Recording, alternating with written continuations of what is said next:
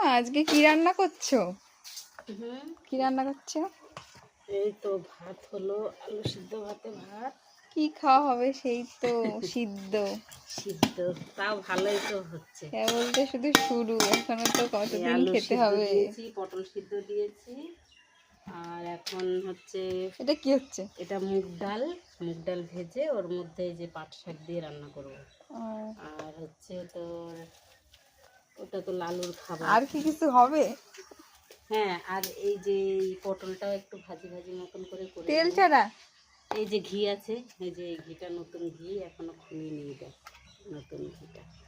এই ঘি দিয়ে, এটা হচ্ছে শুদ্ধ ঘি, নভা নভা দেখ, শুদ্ধ ঘি নভা।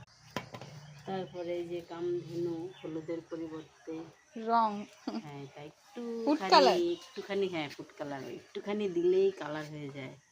একটু কালার না হলেও ভাল লাগে না, না? হ্যাঁ, এই করবো এই পাট শাক, পটল পটল মানে একটু লাবড়ি মতন করব।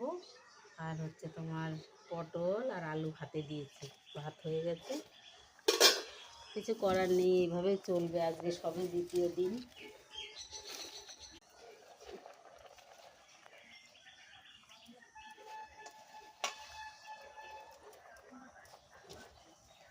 মিনি আর লালুর তো তার মানে আজকাল খাওয়া দাওয়া শুধু সিদ্ধই হচ্ছে নাকি?